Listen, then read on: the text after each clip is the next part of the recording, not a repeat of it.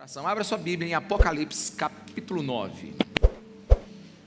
E eu quero te conduzir para onde nós estamos em Apocalipse agora, né? Nós já estamos na nossa 12ª mensagem no livro de Apocalipse. Então, nós passamos por Apocalipse capítulo 1, onde João teve a visão de Jesus. E ele viu que Jesus vive, tem nas suas mãos a chave da morte e do inferno. E Ele é a verdadeira vida, Ele é o alfa e o ômega, Ele é o princípio e é o fim. João então tem esperança. E no capítulo 2 e 3, nós visitamos 7 igrejas, onde Jesus escreve o que pensa dessas 7 igrejas. Essas 7 igrejas representam a igreja de hoje e a mensagem de Jesus para os nossos corações. Passamos pelo capítulo 4 e 5 e ali, descobrimos como é a sala do trono. É onde João nos mostra Deus assentado, um livro selado com 7 selos, e que ninguém era digno de abri-lo a não ser Jesus Cristo de Nazaré. E ali nós vimos como o Cordeiro de Deus, e Deus é adorado. E passamos então para o capítulo 6 e 7, foi a abertura dos selos, dos 7 selos, e agora a humanidade começa a provar os frutos de toda a sua maldade e pecado. E no final do 7º selo, começa então o toque das 7 trombetas. E nós estamos agora no capítulo 8, e no 8 nós vimos que a oração dos santos serão respondidas. E ali nós passamos um tempo pensando em como Deus é maravilhoso e nenhuma oração é perdida nessa terra. A história da igreja é uma história de uma igreja que ora, e a história dos céus é a história dos céus que ouve a igreja que ora. Aleluia. Então nós chegamos ao capítulo 8 e 9, e para o 8 e o 9 eu quero me posicionar no versículo 20 e 21 do capítulo 9. Leia comigo. O restante da humanidade que não morreu por essas pragas, nem assim se arrependeu das obras das suas mãos. Eles não pararam de adorar aos demônios e os ídolos de ouro, prata, bronze, pedra e madeira, ídolos que não podem ver, nem ouvir, nem andar. Também não se arrependeram dos seus assassinatos, das suas feitiçarias, da sua imoralidade sexual e dos seus roubos. Vamos orar? Papai querido, fala conosco. Espírito Santo de Deus, revela-nos a Tua palavra, que sem o Senhor nós não podemos entendê-la. Revela Jesus aqui nesse lugar, e que o Teu nome seja honrado e glorificado, no nome de Jesus, amém? E o que está acontecendo exatamente agora, no capítulo 8 e no capítulo 9? Está tendo o toque das 7 trombetas. Trombeta na Bíblia é aviso. Primeiro, nós não sabemos imaginar exatamente os acontecimentos descritos e narrados por João, mas sabemos que o tempo está acabando. Jesus abre os selos, as trombetas tocam, e a humanidade rebelde está prestes a enfrentar o juízo de Deus. Sei que muitos querem dar interpretações para cada movimento das 7 trombetas, para cada simbologia que ali tem, mas eu não vou me aventurar nesse grande mistério. Mas preste atenção no que eu vou dizer. Apocalipse não é um labirinto de símbolos, não é para a gente ficar pensando de forma, de uma ficção, como é que isso é, não é para marcar eventos na história, não. Apocalipse é uma mensagem. Quantos estão aqui, diga amém. Apocalipse é uma mensagem, e a mensagem é essa: Jesus está voltando, vai haver novos céus e nova terra, mas para que algo novo chegue, o velho tem que desaparecer. Não tente por isso interpretar as 7 trombetas, literalmente. Isso é fantasioso.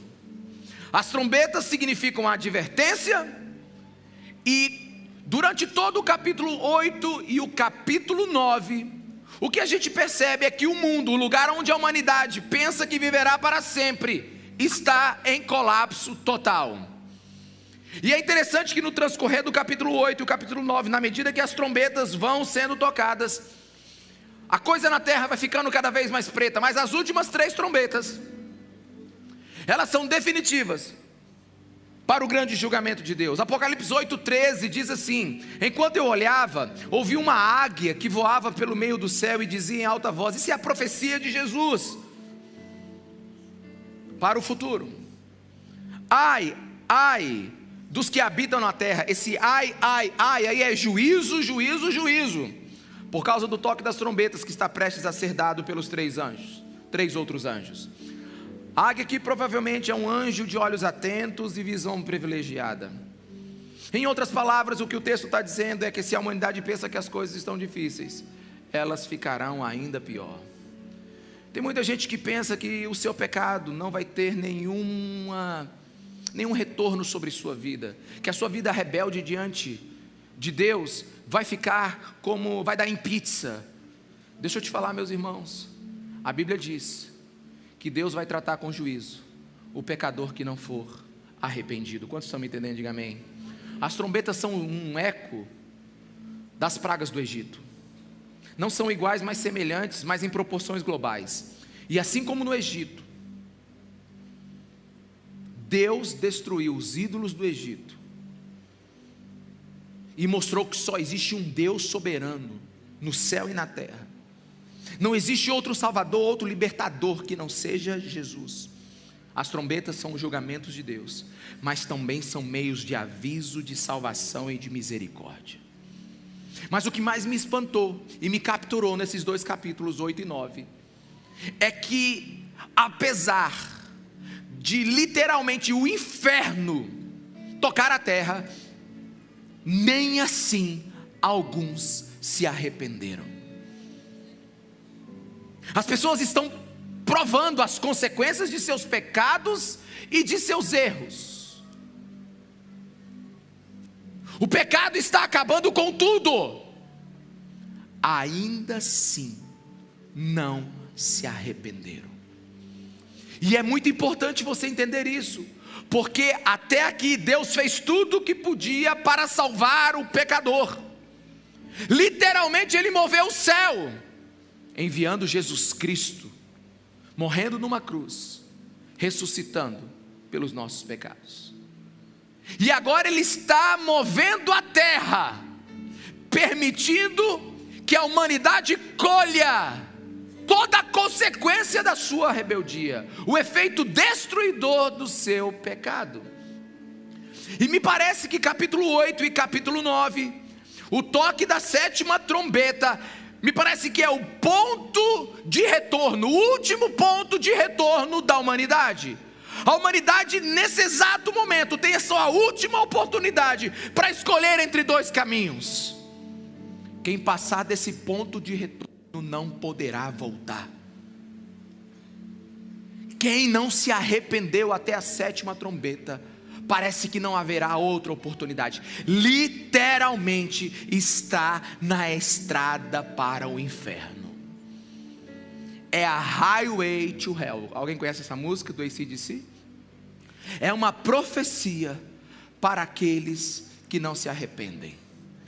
E a letra é muito interessante, que diz assim: vivendo fácil, vivendo livre, ingresso de temporada em uma viagem só de ida, sem pedir nada, me deixe estar, eu levo tudo do meu jeito. Eu não preciso de motivo, não preciso de rima, não há nada que eu queira mais fazer. Descendo é hora da festa, meus amigos também vão estar lá. Estou na estrada para o inferno, sem sinais de parada ou limite de velocidade. Ninguém vai me fazer ir mais devagar. Como uma roda vou girar, ninguém vai se meter comigo. Ei, Satanás, paguei minhas dívidas tocando em uma banda de rock. Ei, mamãe, olhe para mim, estou a caminho da terra prometida.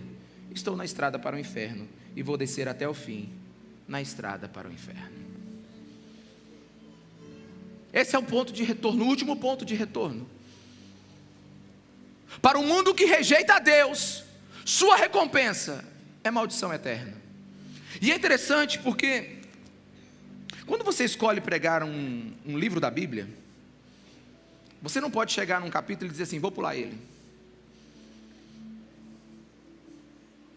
Quando você escolhe pregar a Bíblia inteira, vai chegar um momento onde você tem que lidar com a Bíblia toda. Quantos estão me entendendo? Diga amém.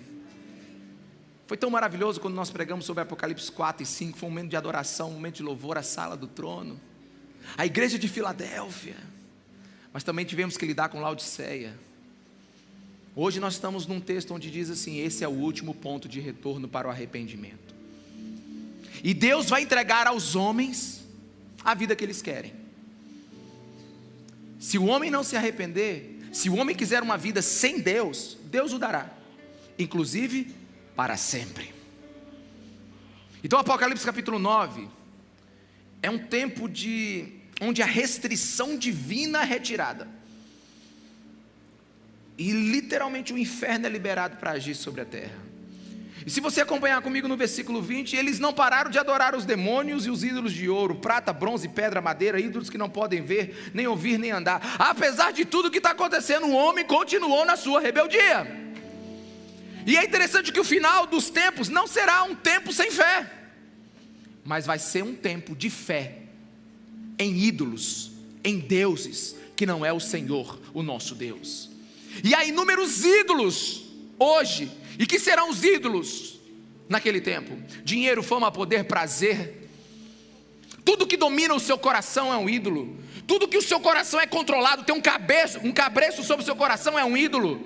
Tudo que manda mais em você do que Deus manda em você é um ídolo. E o que mais me choca é que, apesar de toda a desgraça que está acontecendo, de todo o julgamento de Deus sobre a terra, os homens persistem e não se arrependem. Muitos encaram esses eventos como futurísticos. Vai acontecer no futuro, provavelmente. Mas Apocalipse não é um livro para o futuro. Quantos estão aqui, diga amém. Apocalipse é um livro para agora. É uma teologia para agora, é uma escatologia para o presente. Até porque se alguém morre sem Cristo, não tem mais ponto de retorno para a sua vida. Alguns poderiam desde já começar a me perguntar: mas como é que pode, Ricardo, Deus trazer juízo dessa maneira? Deus não é bom? Como é que pode Deus mandar um homem para o inferno? Como é que pode Deus trazer juízo sobre a terra? Meu irmão, não é difícil de entender. Deixa eu te falar uma coisa: você está no mundo criado e sustentado por Deus. Deixa eu te explicar, esse não é um mundo autocriado ou um mundo criado por homens. Este é o mundo de Deus. Deus governa esse universo.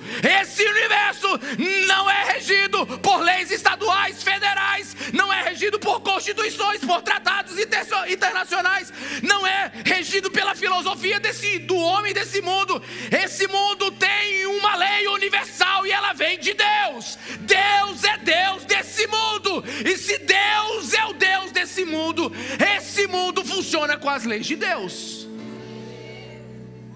Se este é o mundo de Deus, as regras desse mundo são as regras de Deus. Você é criatura de um Deus criador. E um dos motivos do juízo de Deus é porque a gente quer que Deus seja do nosso jeito, quando na verdade o nome dele é Deus. Por isso que tudo é do jeito dele.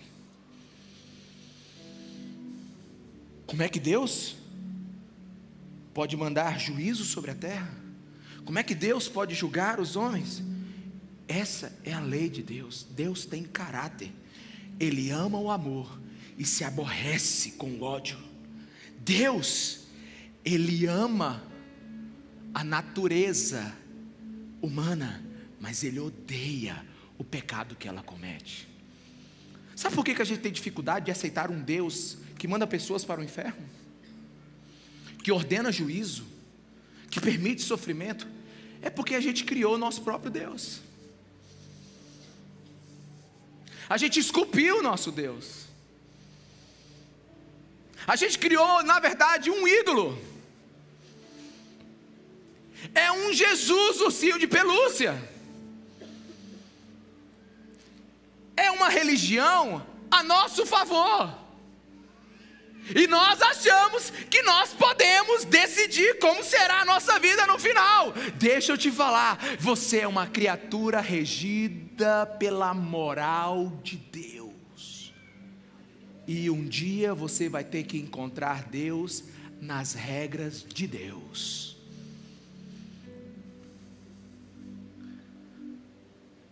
Às vezes nós não sabemos quem é o Deus da Bíblia. Meus irmãos, e sabe por que existe Apocalipse? É porque existe Evangelho. Apocalipse é o cumprimento total das Escrituras. Não precisaríamos de um Salvador se no final tudo fosse dar certo. Não precisaríamos de um Salvador se a gente não tivesse perdido. Não precisaríamos nos arrepender se nós não tivéssemos errado. Mas vamos lá, seja justo com os fatos. Todos amam o Deus que salvou o ladrão lá na cruz. Na última hora, aquele homem foi salvo, aquela peça rara foi salva. Todo mundo ama, todo mundo gosta de pregar sobre a graça que alcançou o ladrão lá na cruz. E é maravilhosa, porque gera esperança, aleluia. Mas você esqueceu que tinham dois ladrões, nas mesmas condições, à mesma distância de Jesus, e hoje eles estão sob sentenças assustadoramente diferentes. Hoje nós temos um ladrão no paraíso, aleluia. Não te dá assim uma alegria no teu coração não, que um ladrão chegou no paraíso? Se não, alívio.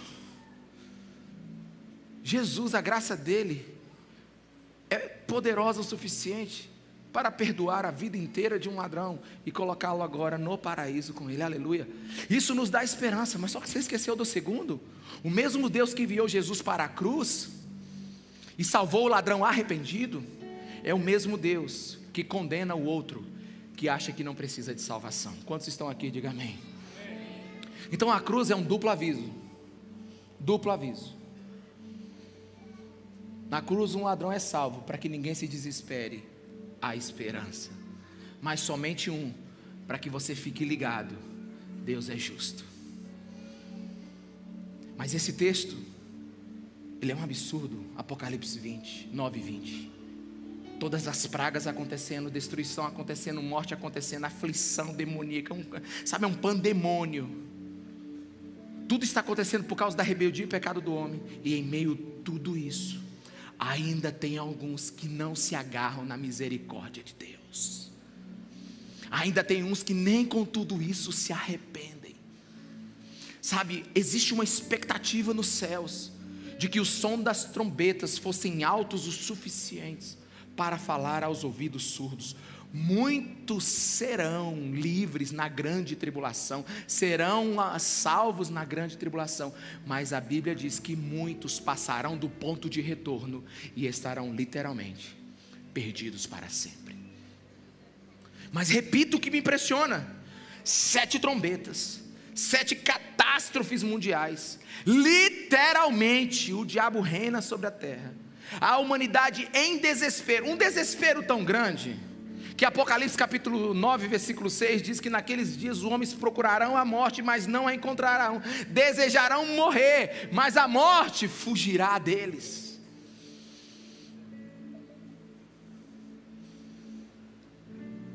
Tudo por causa da maldade humana.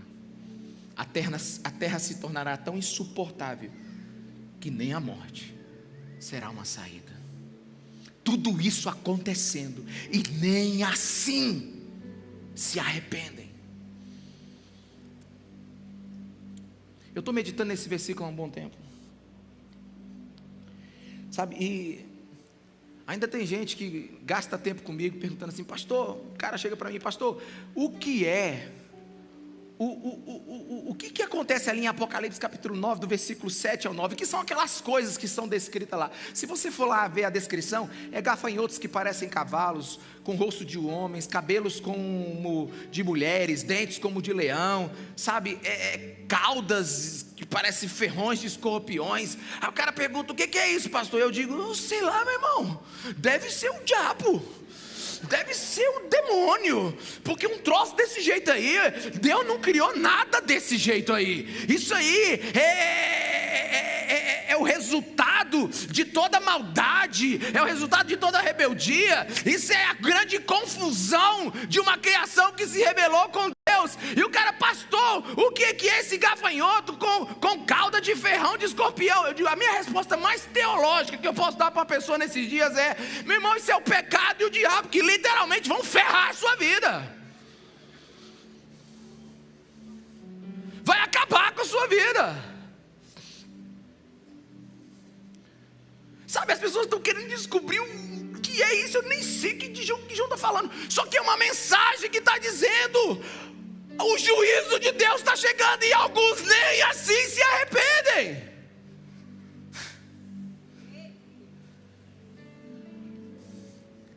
Quem o homem pensa que é?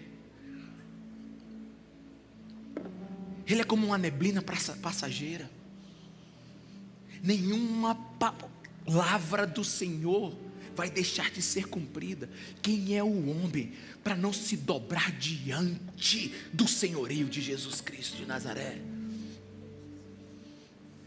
Que pendante é a humanidade. Sabe, o que mais me preocupa é que muitos sabem disso e ainda assim não se arrependem. E o que é arrependimento, pastor? Arrependimento é uma palavra grega, que traduzido, do grego ela é metanoia, a palavra é metanoia, mas traduzido é, talvez uma tradução que mais você compreenda, é uma mente depois. Uma mente depois de, ou seja, sabe, o arrependimento acontece numa mente que depois de encontrar Jesus muda. Quantos estão me entendendo? Diga amém. É uma mente depois de. Arrependimento é uma tristeza pelo modo de viver que tinha depois de ter conhecido algo. Aleluia!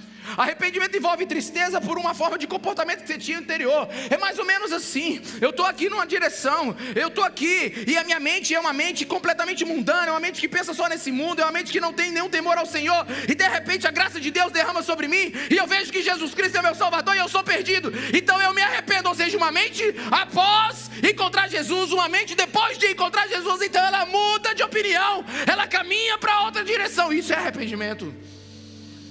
Arrependimento é uma transição de vida. Arrependimento é uma mudança de mente. Para que alguém se torne cristão, ele tem que mudar radicalmente a sua forma de pensar. Ele tem que produzir, tem que receber uma metanoia do Espírito Santo. Significa que a pessoa muda. Na vida de toda pessoa há um ponto de mudança, um momento crucial em que define a sua existência. Na minha vida aconteceu assim: a graça de Deus derramou sobre mim, e eu tive a revelação que eu sou pecador, que dentro de mim só havia maldade, que eu desobedecia a Deus, que eu estava perdido, que eu merecia o inferno. E então eu encontro Deus. Então depois de encontrar Deus, depois de encontrar Jesus, eu me arrependo, e depois disso eu mudo. Existe um Ricardo antes e um Ricardo depois de encontrar Jesus. Eu não me tornei perfeito, nem me livrei de todo o meu pecado de uma vez, da noite para o dia. Mas na metanoia, no arrependimento, existe uma mudança de mente e uma mudança de direção. Aleluia. Sabe por quê? Antes de um homem encontrar Deus, ele só se afasta de Deus. Deus está lá, ele só está se afastando. Ele só faz as coisas do seu jeito. Ele é egoísta. Mas então ele tem a metanoia. Então ele para de se afastar de Deus e tem uma mudança de 180 graus. E ele não está perfeito.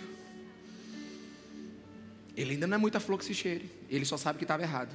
Então agora ele começa o caminho de volta. E começa a se aproximar do Senhor.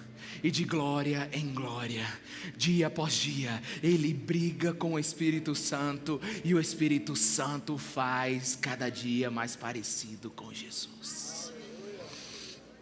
É uma mudança, é uma transformação. Antes de um arrependimento, a vida de uma pessoa o dirigia para longe de Deus. Ele não tinha nenhuma dificuldade em pecar, em aborrecer a Deus. Para ele isso era absolutamente normal. Ele vivia sobre as leis desse mundo, mas de um momento em diante ele muda sua rota de direção, e a sua bússola aponta para o Filho de Deus. Agora vem a grande pergunta: você é uma pessoa convertida? É interessante a palavra. Você é uma pessoa convertida? Você é uma pessoa que mudou de direção, porque conversão é desejar a Cristo e ser parecido com Jesus. Porque tem muita gente que acha que converte, eu estou indo na igreja, tá bom, eu nem falto no culto.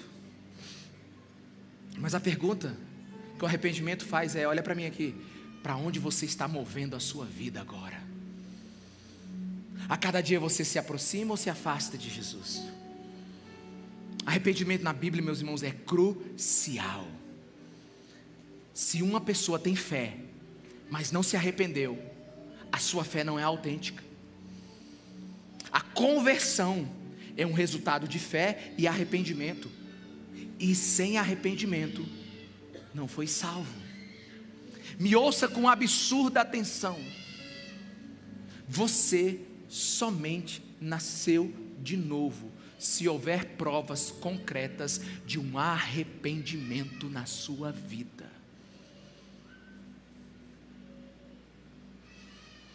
Nossa, que culto bom esse, me emocionei. Estava até bom na hora do louvor, mas o pastor começou a pregar, não estou me sentindo. Nossa, que palavra maravilhosa. Não, eu estou tão feliz de ter ido. Não, a pergunta não é essa. A pergunta não é se você gostou, a pergunta é se você mudou. E geralmente mudança dói. Aliás, eu estou doido para chegar no domingo que vem, que nós vamos falar sobre o livro que João come. É doce na hora que come e amargo na hora que bate na barriga. Assim é Deus. Quando Ele entra dentro de nós, Ele começa a fazer uma revolução que a sua carne não gosta. Quantos estão aqui me entendendo? Diga amém. Então, se você quer uma religião fácil, não procure o cristianismo. Porque o cristianismo exige tudo de você. Para pegar tudo que você tem e refazer de novo. Você precisa nascer de novo. E se você nunca se arrependeu, você nunca nasceu de novo. Meus irmãos, há um contraste absurdo de quem encontrou Jesus e de quem não encontrou. Há um contraste marcante entre uma pessoa convertida e uma pessoa não convertida. Sabe, eu não consigo imaginar uma pessoa ter encontrado Jesus Cristo de Nazaré, o Filho de Deus, aquele que é digno de abrir o livro, aquele que é o Senhor do universo, o Cordeiro Santo, o ser mais poderoso, o nome mais poderoso do universo, e continuar o mesmo. Não adianta. É a mesma coisa de você ser atropelado por um caminhão a 120 por hora e dizer assim: estou bom aqui, vamos jogar a bola amanhã. Se você encontrou Jesus, tem que ter marcas desse encontro na sua vida. E nesse encontro, você é o homem e Jesus é o caminhão. Aleluia.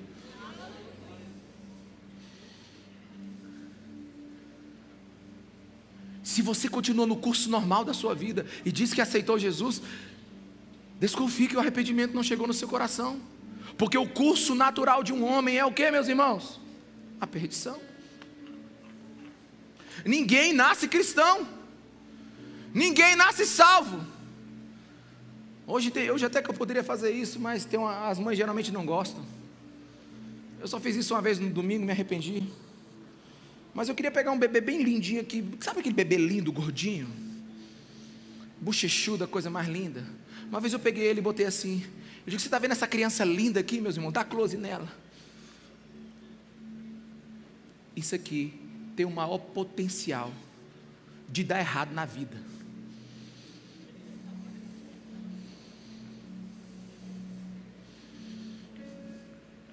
Esse aqui, se não encontrar Jesus, vai para o inferno. Eu fiz isso, uma mãe ficou muito triste, acho que ela não voltou para a igreja.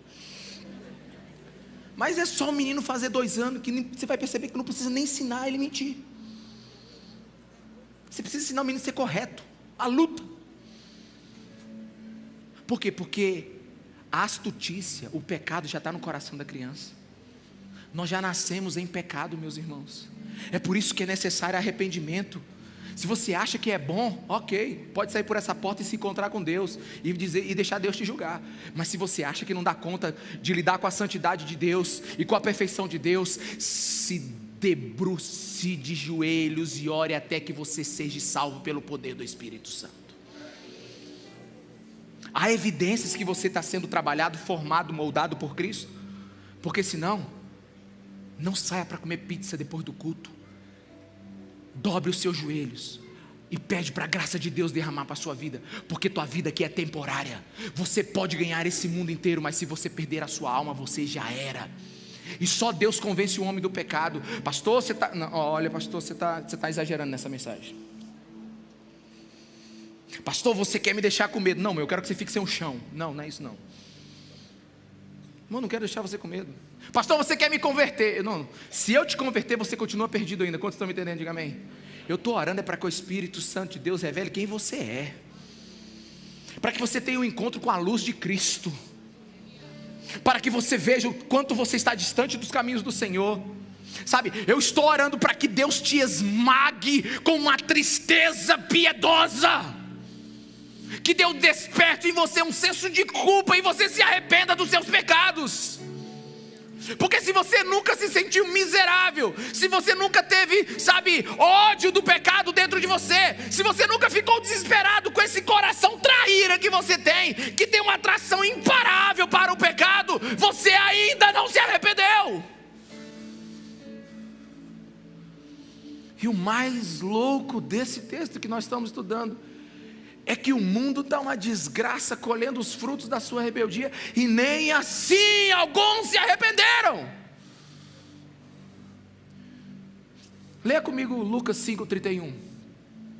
Jesus lhes respondeu: não são os que têm saúde que precisam de médico, mas sim os doentes. Você já viu você chegar num consultório e dizer assim: doutor, eu vim aqui só para bater papo, não estou nem precisando do senhor não. O médico fala assim: não, mas a gente está constatando aqui que você tem problema. Não, doutor, vamos conversar, vamos assistir o jogo. Estou pagando a consulta aqui mesmo só para ter um tempo com o senhor. É louco, pode internar. Assim são homens. Quem é você aqui nesse texto? Você é o cara que tem saúde ou doente? Porque Jesus só veio para os doentes. Aleluia, você veio da sua casa para cá, para o pastor te chamar de doente. Irmãos, todos nós estamos doentes. Doentes com pecado. Se você não consegue se enxergar como doente nesse versículo, dobre os seus joelhos, porque o Espírito Santo ainda não tocou no seu coração para o arrependimento. Já lhe perguntaram o que você faria se você tivesse a oportunidade de reviver a sua vida? Tipo assim, aqueles filmes onde o cara dorme com 46 e acorda com 15. Aí tem uns que dizem assim: eu acho que eu faria tudo igual. Deus me livre, irmão. Mas é Deus me livre. Pastor, mas se eu pudesse voltar aos 15 anos amanhã, com o entendimento que eu tenho hoje, de quem Jesus Cristo é, porque arrependimento é uma mente depois de encontrar Jesus. Você não tem ideia de como seria a minha vida no terceiro ano da faculdade, da escola, que no meu tempo era terceiro ano, segundo, terceiro ano. Você não sabe como é que eu seria um evangelista no vôlei. Você não sabe, eu não seria um 007 na faculdade, porque eu passei 5 anos na faculdade, ninguém sabia que eu era crente, e na verdade eu não era, eu achava que era. Tu conhece o cara que é o julgamento do enganado? O cara acha que vai dar tudo certo e no final ele é condenado. Pois eu era assim, eu achava que era salvo. Mas meu irmão, se Deus me desse a oportunidade, se Deus me desse uma oportunidade de eu voltar com o entendimento que eu tenho hoje, aos meus 15 anos de idade, mas você ia ver, no domingo que vem, eu pregando aqui com 15 anos, com o entendimento que eu tenho hoje, eu ia pregar 8 horas sem parar.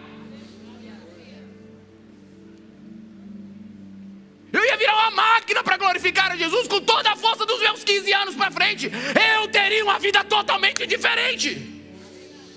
Porque isso é arrependimento. Se Deus me desse os anos de volta.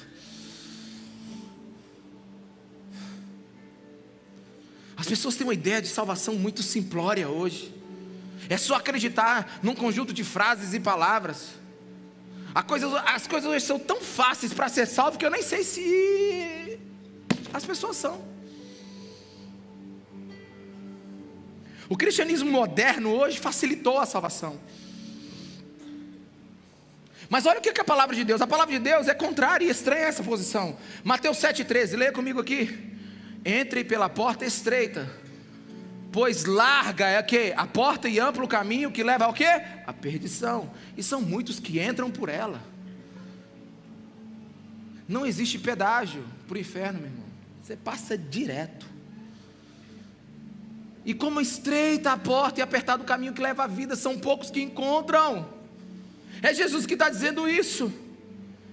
Em Lucas 13:24 afirma de novo: esforça-se para entrar pela porta estreita, porque eu digo a vocês que muitos tentarão entrar e não conseguirão. Conversão é algo tão difícil, é algo tão impossível, que se Deus não lhe der, você nunca terá. Por isso eu oro, para enquanto eu estou falando, o Espírito Santo sussurre no seu ouvido quem Jesus Cristo é. Porque a gente precisa ter um discernimento sobre o tempo, sobre a vida. Meus irmãos, morrendo jovem ou velho,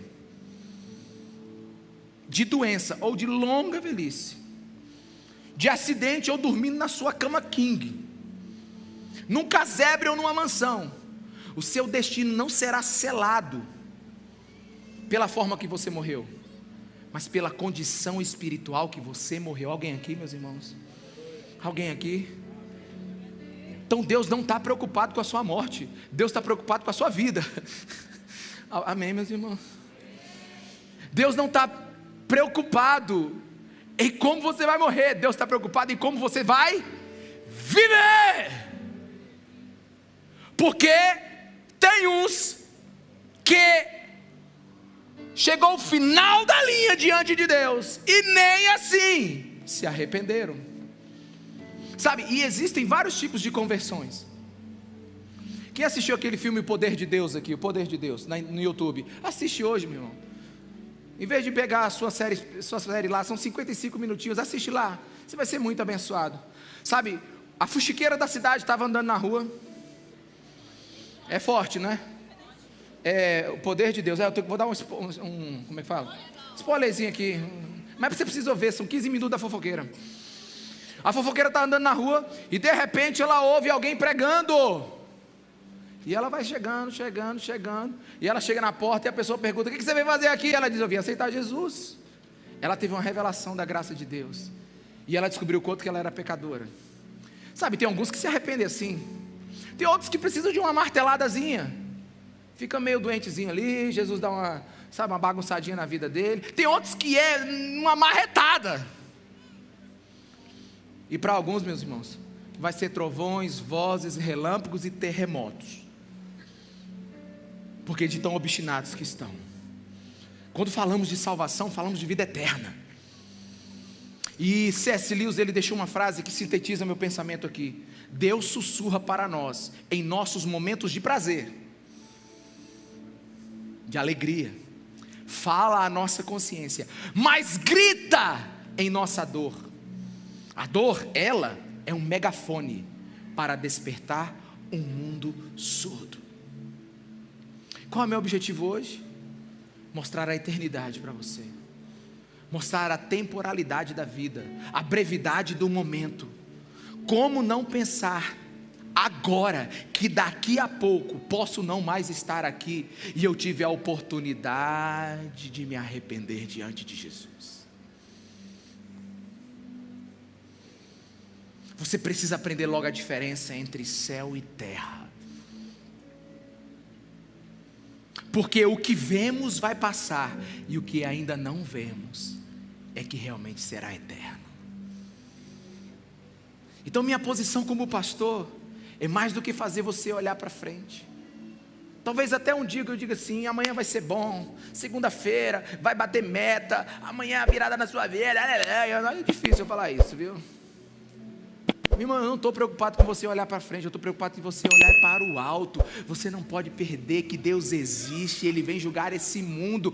Pare de andar como alguém que um dia vai ter um momento, uma reencarnação, vai voltar a ser sei lá uma coisa, ou depois você vai para o nada, sabe que a vida é só isso aqui. Para de pensar essa besteira, você não é uma ameba que evoluiu, o mundo não foi um nada que deu uma ordem a si mesmo. Deus é criador de todas as coisas. O homem se rebelou contra Deus e Deus vai julgar aqueles que não se arrependerem. Então, se a eternidade é real, por que adio tanto tomar uma posição que o Espírito Santo já colocou no meu coração? Se a eternidade é real, porque ainda consigo comer uma pizza depois do culto sem ter certeza que sou salvo. Meus irmãos, Apocalipse não foi escrito para você ficar acusado e deixar você para morrer, não. É uma mensagem de esperança. Ei, a 7ª trombeta ainda não tocou. Você ainda está na era da graça. Não importa a vida que você tem, não importa o pecado que você tem, o sangue de Jesus perdoa todos os pecados. Existe um nome que está acima de todo nome, e é o único nome pelo qual nós devemos ser salvos: Jesus Cristo, Filho do Deus vivo, o Messias prometido, o encarnado de Nazaré, o nosso Senhor e o nosso Salvador.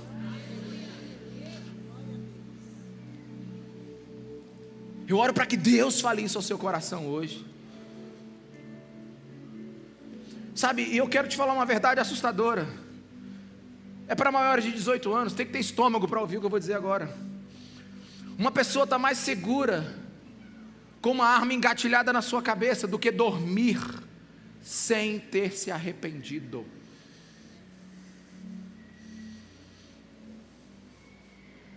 Uma pessoa está mais seguro com uma arma apontada na sua cabeça do que deitar no seu travesseiro sem ter se arrependido e sem ser salvo. Porque uma coisa é morrer a morte humana, outra coisa é morrer a morte eterna.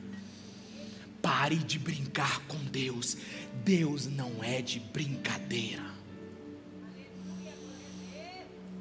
Leia comigo João 3,36. Quem crê no Filho tem a vida eterna. Já quem rejeita o Filho não verá a vida, mas a ira de Deus permanece sobre ele. E o que mais me espanta, no capítulo 8 e no capítulo 9 de Apocalipse, é que o juízo de Deus chegou sobre a terra. O pecado está consumindo a humanidade. O mundo está em colapso e ainda alguns não se arrependeram. Adiamentos e atrasos são perigosos quando o assunto é sobre a eternidade. As pessoas continuam dizendo para si mesmas: está muito cedo para essas coisas. Está cedo até que seja tarde demais. Se Ló escolhesse ficar mais um dia em Sodoma, ele teria morrido, queimado junto com a cidade. Meus irmãos, a sua vida está em perigo. Quem ficaria numa casa que está pegando fogo? Não, vamos deixar o fogo chegar pelo menos aqui no quarto. É pegar fogo e vazar, meus irmãos. A sua vida está em perigo. Nós não estamos brincando aqui de ser igreja, pelo menos eu não estou brincando de ser pastor. Eu não vim aqui para te entreter. Aliás, pastor, essa mensagem é muito dura, né? Tem alguns que ficam até preocupados se a gente pregar uma mensagem dessa em outro lugar. Não, você não está em outro lugar, você vem na igreja. E se você vem numa igreja que é evangélica, e se essa igreja é fiel a Jesus, ela vai te desafiar a saber que você é pecador. Ah, mas essa mensagem, eu não estou gostando dela. Quem gosta, irmão? Quem gosta de morrer? Quem gosta de deixar o pecado? Quem gosta de deixar aquilo que domina? Quem gosta de mudança? Agora eu te pergunto, vale a pena correr o risco de dormir sem Jesus essa noite? Cristo deixou o conforto dele lá no céu, derramou todo o seu sangue numa cruz. Você acha que foi sem motivo?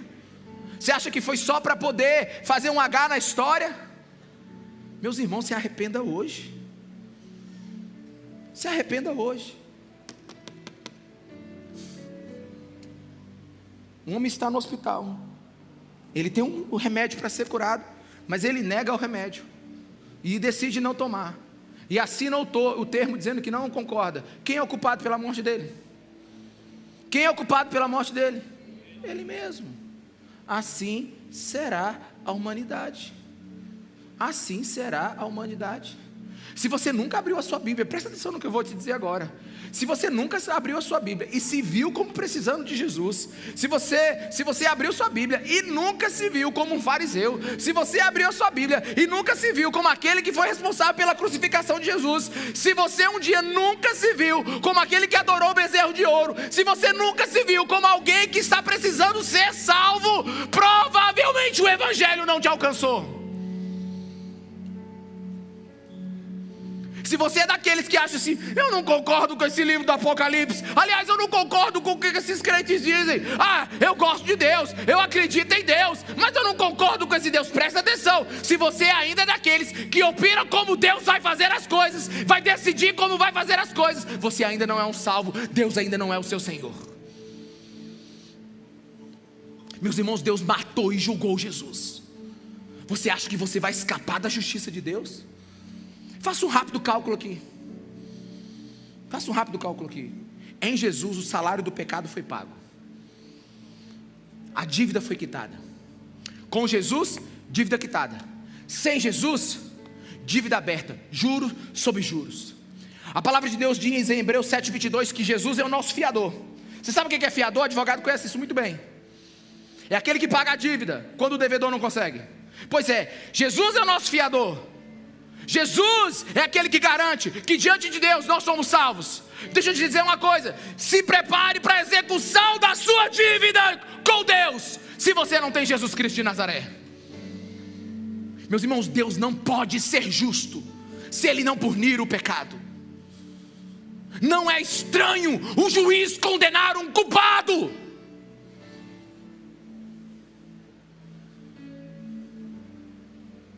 A palavra de Deus diz em Naum 1:3: o Senhor é muito paciente. Aleluia.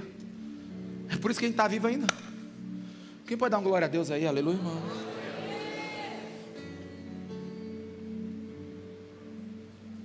O Senhor é muito paciente, mas o seu poder é imenso.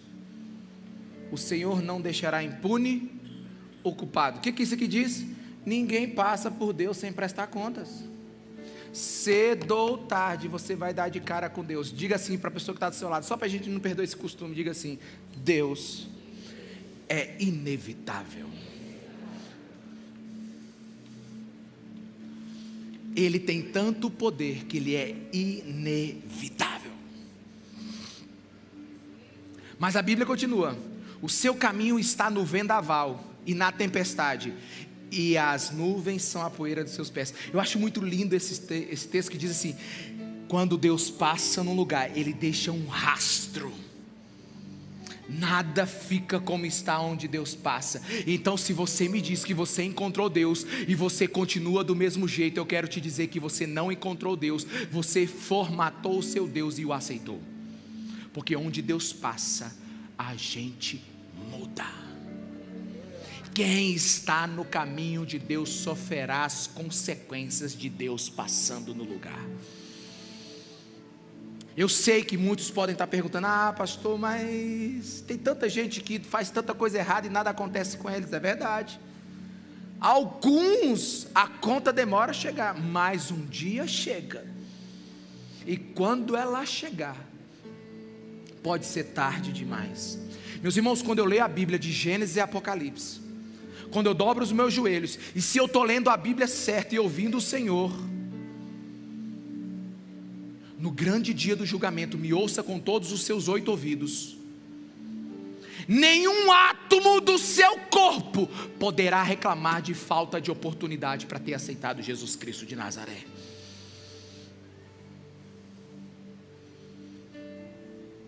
Nenhuma parte da sua vida você vai poder dizer assim: não tive oportunidade. Porque eu quero te avisar logo que Deus ama e odeia. Deus ama você, mas odeia o pecado que está em você. E por causa da sua justiça, Ele vai julgar você. Eu não sei se você esqueceu, mas tem um trono no universo. E você sabe por que Jesus deixou a igreja dele e a palavra dele? É para lembrar que esse mundo não vai dar em pizza. Ele vai passar o rodo. E somente aqueles que estiverem arrependidos diante do Cordeiro de Deus é que serão salvos. Nós estamos no mundo de Deus, e no mundo de Deus as coisas são da forma de Deus. Aleluia. Fique em pé para a gente fingir que vai terminar.